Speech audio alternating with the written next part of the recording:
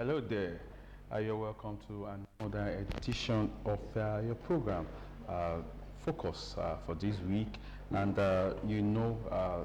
here on Focus, we talk about issues that pertains to our day-to-day activities and also policies that affect every Nigerian, and also both young and old generation. And this week we will be looking at something interesting in the area of education. And just last week, the federal government unveiled a national policy on drug abuse in schools. The Minister of Education, Tunji Alausa, at the unveiling of the document in Abuja, said the policy document on drug and substance abuse in schools is meant to address the rising rate of drug and substance abuse among students in secondary schools and tertiary institutions. This will form the major this will form what we'll be discussing on about today. And don't forget that about 3 million Nigerians currently lives with drug disorder in the country, and we will be looking at this and how we got to part of it is how we got to the level where we have young Nigerians, youth, especially in secondary school, who are not now abusing drug. So we will be looking at this, and also what this policy is aimed to achieve by the policy by the federal government is aimed to achieve. So we will be looking at national policy on drug abuse in schools. And in the studio this afternoon, I have a stakeholder, Mr. Ige Babatunde, who is the Principal General, Teaching Service Commission, Egba Division. You are welcome to the studio, sir. Thank you, Mr. Moderator. All right. Also, we have a teacher also in the studio. Is a member of the Academic Staff Union of Secondary School, Ogun State Chapter, and is an ESCO member, the State Welfare of the Union, which is from Yiwa Awori Division. Comrade Wali Fadipe, you are welcome to the studio. Thank you very much, sir. Right. Okay, let's start. I want us to look back, go memory lane, retrospect. Let's talk about how it was during our time when we talk about being a secondary school student. Whether this issue of drug abuse, abusive of drug substance is used to be alien to the older generation while they were in school. Let's just look at how was it like. Let me start with Mr. Ige Babatunde. How was it like during your days in school when we talk about some of what we see, the moral decadence, some of what we see today? How was it like? Do we have it just like this during your period? Well, thank you once again. If we say we don't have it, we are only deceiving ourselves. But the level that we have got into now is something that has become overwhelming. And in those days, when you see people taking drugs, they hide it. They don't want to be associated. They don't want you to know that they do it. But when you see these days, it is done openly. Nobody cares anymore. Even the parents are in support these days. While in those days, if a parent gets to know that his or her child is into drugs, it will be hell. But these days, we have become a kind of used to it. And it is alarming because it is eating to the fabrics of the society, at least destroying the future leaders, killing them softly. All right, let me come to Comrade Fadipe. How was it like during your own period while you were in school? Well, thank you so very much, sir. Well, like we all know, things like this has been on for a longer period of time. But the way things are now is seriously alarming. In those days, you would not want people to know that you are involved in such acts. But nowadays, probably the society calls for it or allows it. Mostly the way parents handle their children nowadays is quite different from the way things were done then. Things were done with fear But nowadays, it's free for all. All right, let's look at the policy itself. Now, the federal government is saying that the policy is aimed at tackling drug abuse among youth, but particularly those in schools. Now, part of it is the policy talked about changing of the curriculum overall of the secondary school curriculum to incorporate drug education. But let me start this way. When we talk about that policy, how do you receive the news of the new national policy? Let's start from there. And what do you think about it? Yeah, it's a welcome development. Though it's not new, we've had topics in some of our subjects in secondary school which actually try to make the learners understand the dangers inherent in taking drugs or abusing drugs. So it has been there. Maybe we want to review it, improve on it, which is a good development. All right, Mr. Vadupe, how do you receive the news of this national policy which the federal government is just introducing to tackle, use of drugs and abusive ways, where secondary school students, even beyond secondary school, are going about this? The policy is a welcome one, but sincerely, we as teachers, we have been looking into cases like this before now. It may not be deeper, but nevertheless, there are topics that talks about drug abuse and all this. And as a teacher, you are not only to impact knowledge, you are also a semi-medical practitioner, that you just have to see the activities of these children, and you look inward to see how you can determine those who are involved. So we have been looking at those things before the policy eventually comes up. All right. Let's also look at the issue of overhauling of secondary school curriculum. Do you think if we overhaul the secondary school curriculum, do you think this will address, especially introducing drug education? You mentioned that it has been there. Yes. Now, overhauling and possibly if we decide to be more aggressive about the way we handle the drug education, maybe it's going to be better. Now, do you see this helping to improve on the rising rate of drug abuse among these young Nigerians? Well, let me say this. We should not look at it only from teaching the dangers only. It's a societal issue which all sectors must be involved, even at home, at places of work, and so on. In those days, we used to have communal relationship where for instance, when you take report card from the school and you are going home, and you meet uncles, even area brothers, they say, give me your card and let me see. They say, why is it so red like this? From that point, you will be disciplined. You will be taking slaps here and there before you even get your mother or your father. So, if we teach them that taking drugs is dangerous for them, and nobody to enforce it, maybe in the society, in their homes, where they live, and so on. Even where they learn, many of our learners are now learning one trade or the other, where they are introduced into drugs, maybe to enhance their performance and their place of work and so on.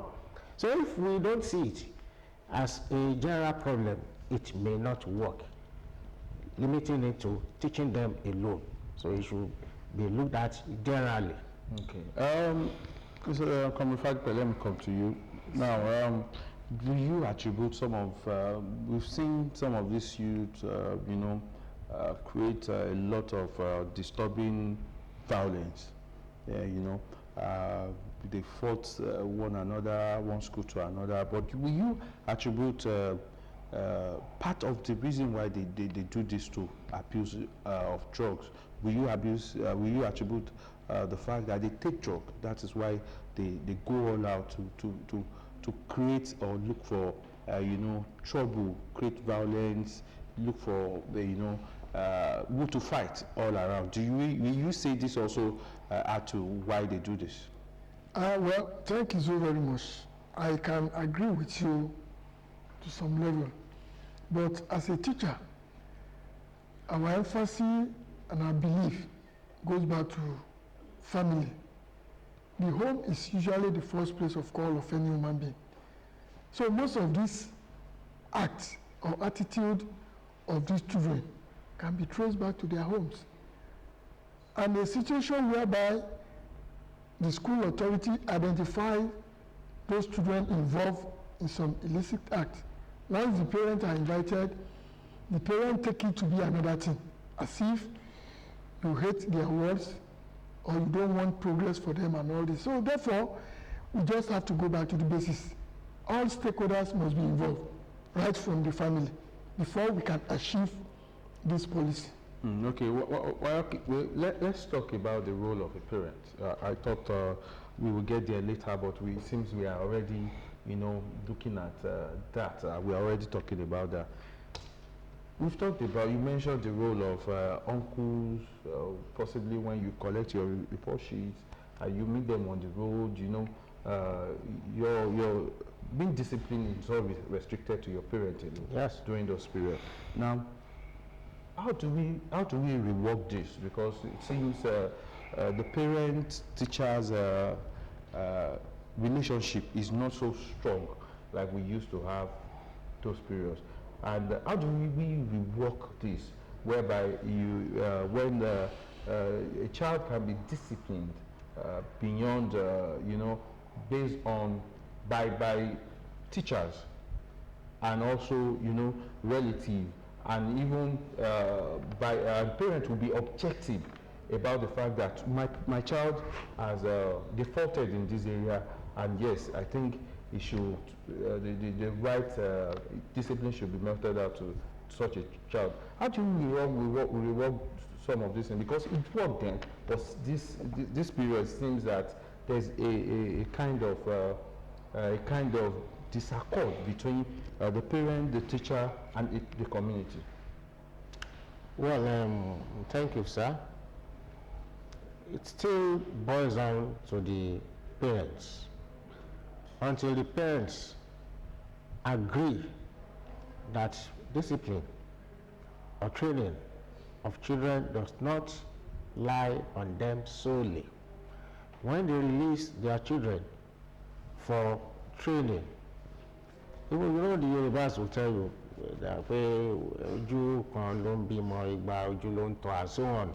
That is our concept in Yoruba land, in Africa generally too. We believe that it's a communal effort, but now parents have believed that nobody should help them, and that's where we are having problems. So until the parents come back to realize that these children belong to all of us, and we must put hands together to train them, to make them useful to the society. That is when we can achieve anything meaningful. All right, let me, Comrade Fadpe, looking at the issue of, punishment, and also when a young pupil, student disobeys the rule and regulation of the school, how has this worked as a teacher? How has it worked so far since you've started this teaching profession? And how has this changed over the years? You've been teaching for over a decade, how has this changed over the years where there was a strong, relationship and discipline, method, and to a level where these days it becomes very hard to discipline a child? Now, how do you see this? When you reminisce and when you think about the way it was then and the way it is now, what comes to mind? Well, thank you so very much, sir. The Bible says, train up a child in the way he should go. You see, the reality about the whole thing is just that. We are parents. What we have in mind is we don't want our children to pass through what we pass through. Over-pampered and all this. For example, like when I was in secondary school, I attended a boarding school. few days to the close of time, there will be a lot of fear in my heart, because I know my dad will have to go through all notes. If he discovers another person's handwriting, or your note is not being marked, you are in trouble. But today, most parents doesn't have time to go through most of these things. And as teachers, the more you continue to talk about this to these children, how do we call it in Yoruba? Ororo. They hate you, Mr. Lagbaja Itepo. Because they don't feel the same thing at home. The fear from home is not there. So it is until we have a very good synergy between parenting and the school community. Most of the times, parents do leave all their own personal responsibility to teachers. And children of nowadays, the way they are being brought up is affecting the school system. So I still believe if we all can go back to the old system where parents instill greater discipline to their wards, then we'll have a better society. All right. Let me come back to you, Mr. Ige. Yeah. Now, when we talk about moderate punishment in school, because we know that there are cases that people beat a child beyond you. When you even ask what this child has done, and you discover that you ask yourself, whatever you are meting out is beyond what this child. But when you talk about moderate punishment, it seems even the corporate world. Beyond the corporate or even parents, they seems to have a lot of issues with it. But do you see this young Nigerians, this young growing and learning and being better without, being realizing being punished for being disciplined? Let me put it that way, for mistakes done intentionally or unintentionally. Do you see them going to be molded to what they should become? I mean, morally, do you see them, attaining that great moral level without being disciplined appropriately for many of the wrongdoings that they've committed? Thank you. You see, we have to realize that while growing up, there's tendency to make mistakes, and ability to correct that mistake, to mend it, will improve such a person. And we should bear it in mind that we are from different backgrounds compared to the advanced countries, so-called, where they don't use the kind of punishment we use here. Take for instance, when you go to America, you go to UK, and you give a child, a student, an assignment, it is not the responsibility of that student, it is the responsibility of the parents to ensure that the assignment is done. The parents must ensure that the word gets to school and leaves school. And that's why when you leave your child in school, maybe about an hour after the school closes, the parents will be sanctioned. But here, we have that. So when you compare those different climes, then you realize that the way we are going to treat our children here will be different from the way we treat children over there. So that is where punishment comes in now. Even defining punishment, it is relative. What is harsh to me may not be harsh to you. So it is a relative term, but all the same, we realize that these days we have some issues that we contend with because of the social, economic differences we now have compared to what we used to have. A parent may not eat for over 24 hours, and you want to punish such, it will lead to something else. A child might trek 5 hours or 5 kilometers rather to the school, and you say such a child comes late. There is a kind of insecurity these days. In those days when we trek up to 10 kilometers before we get to school, and we get there early, we don't go late. But now, if you want to trek 10 kilometers, it means you have to leave home early, then there is this danger of insecurity. So we have to manage those things together, but all the same, we have to let the children know that what we have done is wrong. Don't do it next time. So the way we want to correct them now will depend on circumstances. If you ask, say, an SS2 student, because of what you have done, You will not sit down in this class. You will stand up for the next 20 minutes, at least. He or she will know that he has done something wrong. Not until we say, let me give you 3 strokes. Because of what you have done, you will sweep this class for 1 week, at least. That shows something. That tells the child that he has done something wrong. So we can now look at how we discipline them. Thank you. Comrades Fadupe, do you agree with the point of Mr. Ige when it comes about punishing students? And at what point do you think, when it comes to caning a child, a young a student, at what point should this stop? Because this has been a lot of, it has generated a lot of discussion in time past. We've seen parents storm school, fight teachers because their child was beaten by a teacher. Now, this has been a big factor which has created a lot of discord between teachers and parents. Now, at what point do you think, or what kind of punishment do you think can be meted out to this young student? And also, do you agree with some of the instances he gave in punishing the students? Well, thank you very much. I will agree with most of what he has said. He's my boss. He has been in the system before me. But one area I still want us to look into is that, like during our own days, flogging is not the order of the day. The senior students then were like teen girls. Before you can be flogged or your matter can even get to the principal, you will have committed a very grave offense. Because you have your seniors who are fully in charge. Before you get to the HOD, you see there are ladders. So then, punishment were minimal. Some other things will have been given as a measure. It is when your offense persists or becomes so difficult that the matter will get to the highest authority.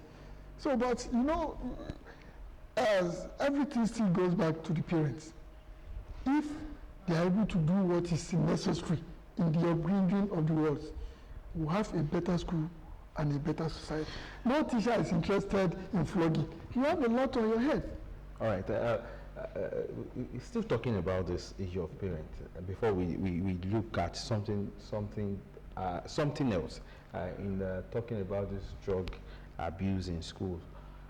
Now, at what point do we say we invite parents when their children commit an offense in school?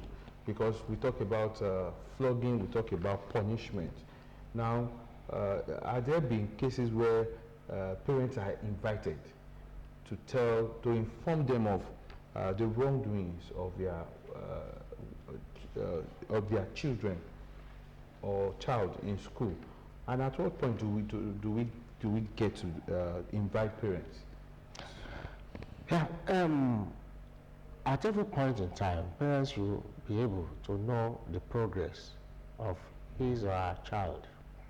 So it means that when the child has been doing well before, and suddenly you realize that something went wrong, you need to inform the parents so that they can also work on it at home. So, but there are some, okay, you did not write your note, okay, you can at least cancel him or her and give her a slight, okay, for what you have done, you will stay back and you are not going for break. During break, you sit down and write your note. Those ones are still okay. And then you see that there is an improvement. But by the time you get to a point that a child is bullying a partner and so on, you need to let the parents know. Maybe that is what he learns from home. So, and there is a document from the State Ministry of Education that indicates that most of these punishments that you have to met out to students should be in the presence of their parents. So in that case, when a student or learner, or the nomenclature anyway, when he or she offends, before you punish him or her, the parents will be there so that they will know and they will take it up from there to also work on it. All right. The policy that we are talking about, the new policy, also incorporates counseling and also implementation guideline on drug abuse in school. But let's talk about the counseling. Counseling unit in school. Before now, it used to be a very, very strong unit where the student will always relate with their counselors, and also when there's one thing or the other noticed by the teacher, he can always inform the guidance and counselor. How is it these days? Is it are we elevated from what we used to have, or has there been a decline in the student and guidance and counseling relationship? Well, thank you very much once again. Sincerely yours, every trained teacher is a counselor. But nevertheless, we have people who are professionals in that particular area. Like some days ago, I was opportune to meet a former teacher and my guardian and counselor mistress then, years back. She's now a retired principal. And openly, I commended her for what she did then in my life.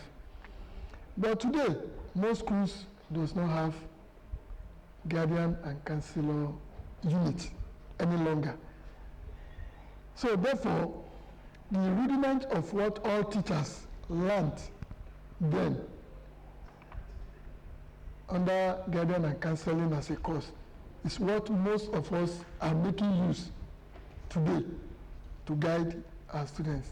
Most schools today does not have guiding and counseling units. Okay, I don't know if you want to react to this as well. Well, he has said it all.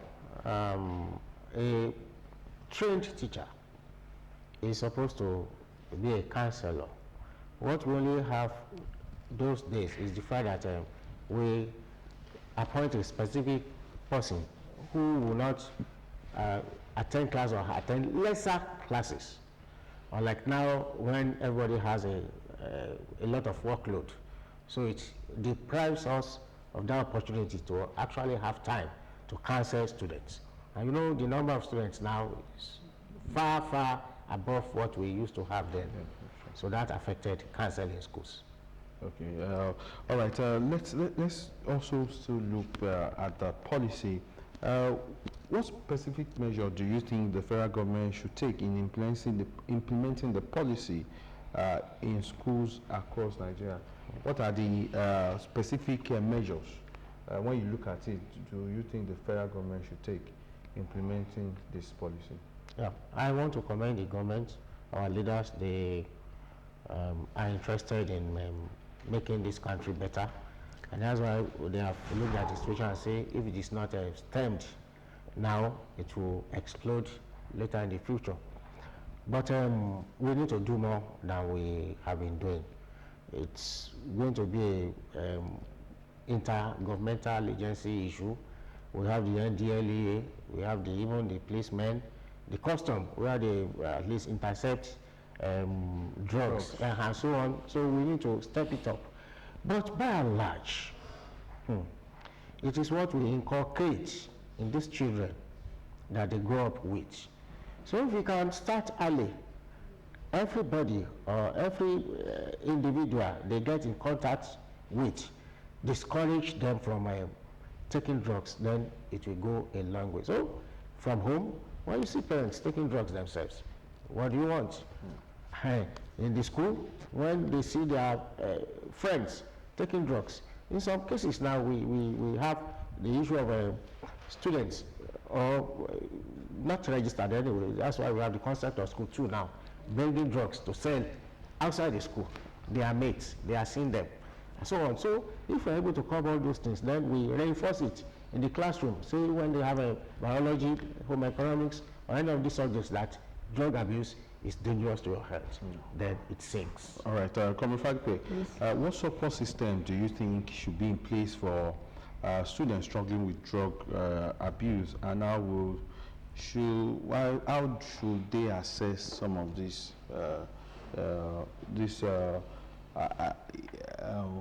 tools that will be in place for them? Well, the first thing I think can be mostly done is proper counseling. You see, something like this, like you have mentioned, happened to me then during my NC days. I was contesting for the post of the PRO Student Union government. Anytime I want to go out for campaign, I will have to go and drink palm wine, so that will build my courage. But a time came, I felt, if eventually I win the election, will I have to continue drinking palm wine before I can face the audience? So therefore, it was a personal decision. I stopped it. Eventually, to the glory of God, I won.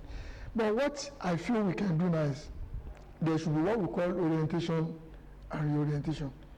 And youth, children and youth themselves, they should have it at the back of their mind that putting an end to drug abuse is having a life. Because drug abuse will kill you, and it will pretend, it will lead you to hell and pretend as if you are already in heaven. It destroys the future. I want to believe there should be a personal conviction outside counseling, and every stakeholders must be involved, from home to the school and all this.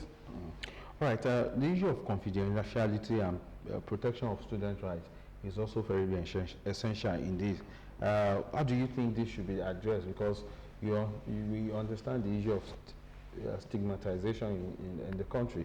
So how do you think the government should address the issue of confidentiality for people, for young learners, that possibly they are even doing it at one corner and they are not, not everybody knows that they do it, but one way or the other they do it, but you now want them to come out and say, yes, I do it in among their peers.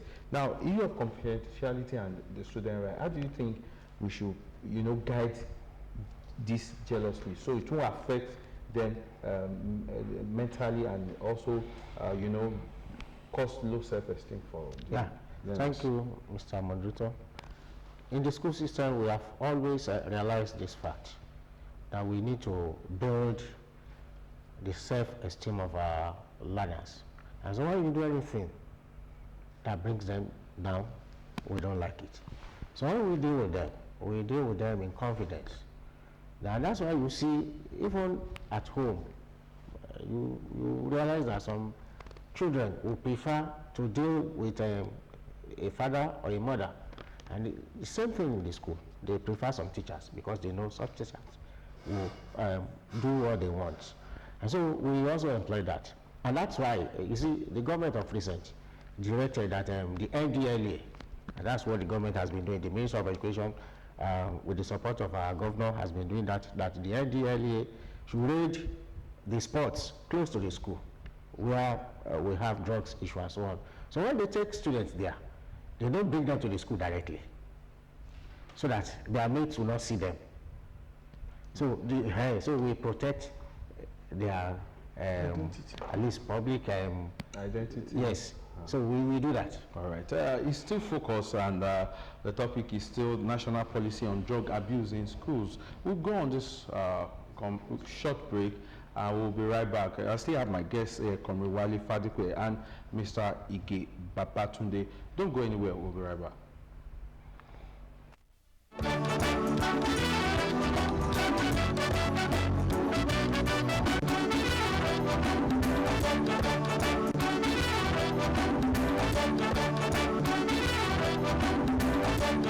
Self-medication is taking of drugs, herbs, or home remedies on the advice of another person without consulting a doctor. Self-medication is dangerous. It may lead to several complications and poor health conditions. Risk of self-medication include incorrect self-diagnosing of patient. It aids taking of wrong medication. Self-medication is injurious to health. Do not use drugs without doctor's prescription. Health is wealth.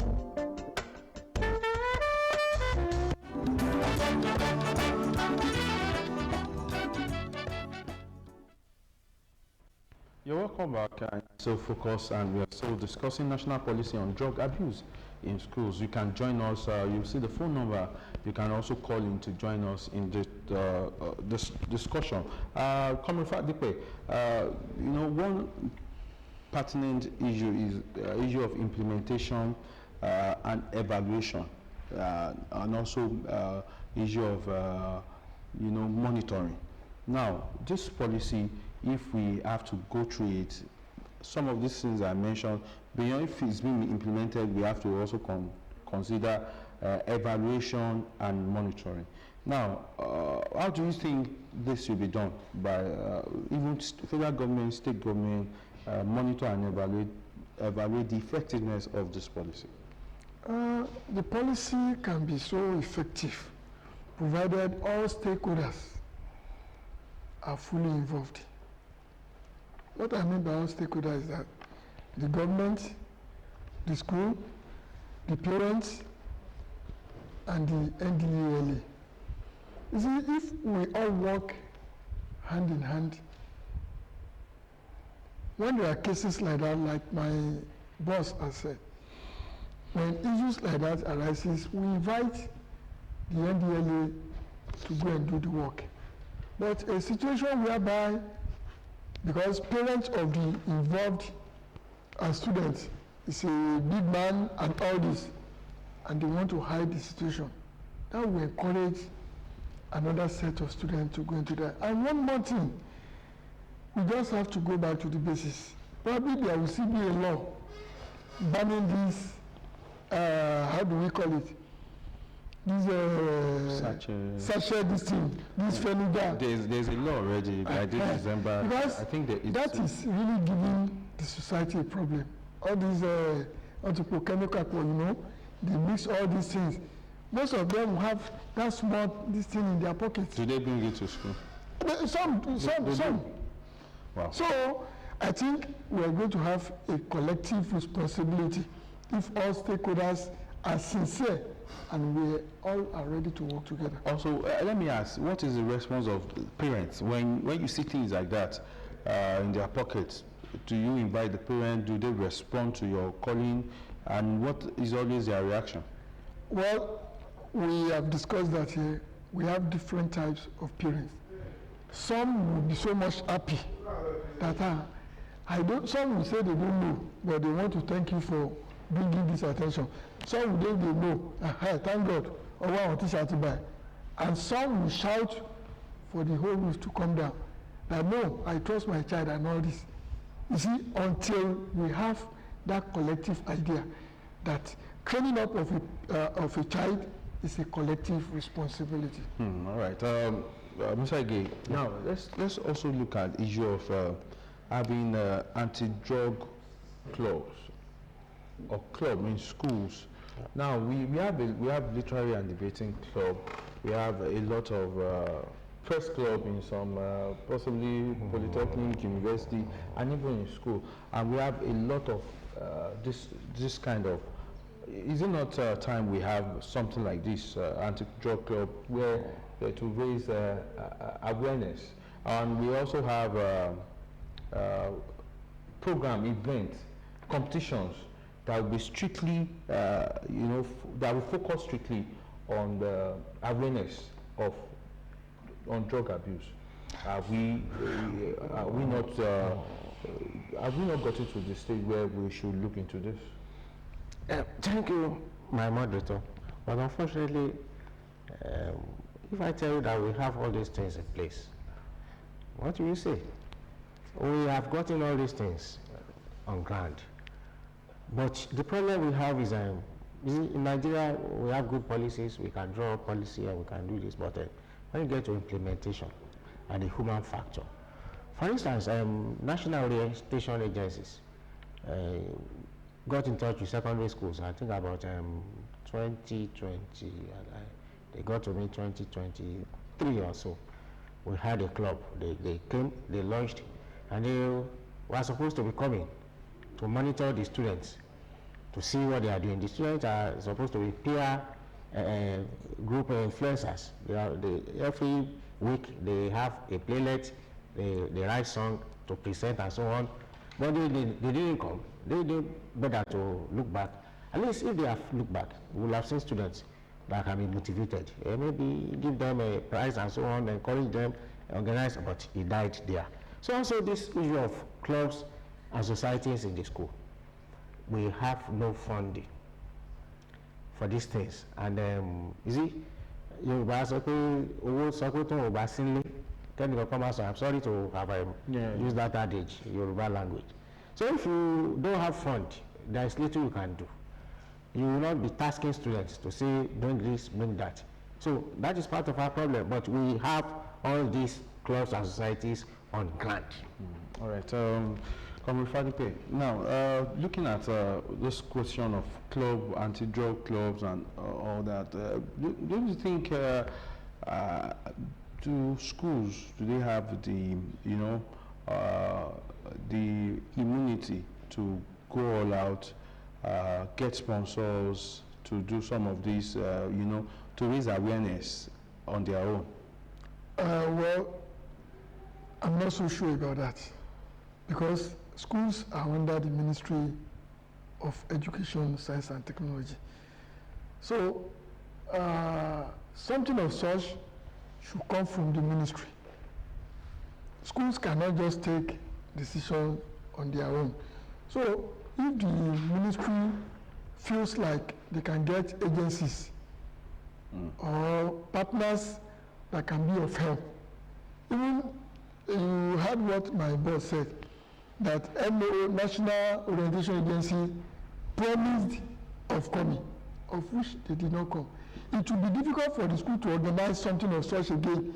The students will no longer show interest, because when they were prepared, they were disappointed. I want to believe that this policy also covers, some of these things that we mentioned, because reading the story and the policy, I know the minister mentioned UNESCO, part of the partnership and collaboration in what they've been doing, and I'm very sure that this will also come alongside, complement this policy to make it work, possibly also in Ogun State. Now, we talked about this policy, we've talked about parents' relationship, and do we still have cases where students are suspended from schools for, maybe gross misconduct, or, when we fight violence and stuff like that?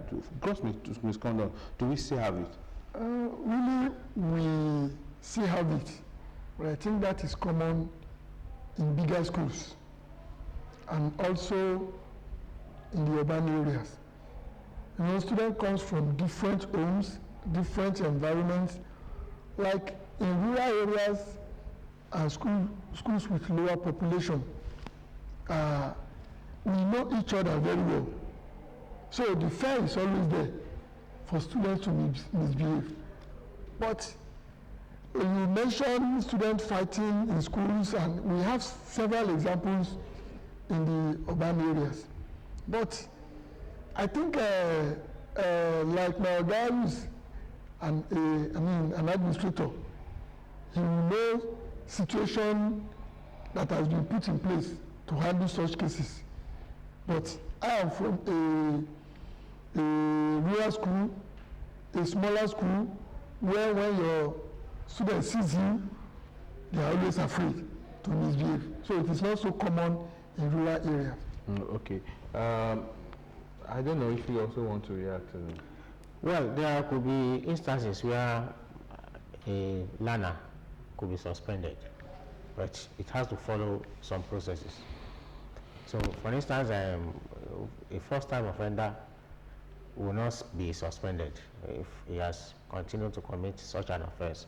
And there are some offenses. For instance, if a student is alleged and confirmed that he has raped a fellow student. Then such will lead to suspension. Later, it could also lead to dismissal straight. So it could happen, depending on the offense anyway. Okay. Comrade Fatpe, you mentioned the issue of parent reaction when you invite them, when they are invited for any of the atrocities committed by their kids.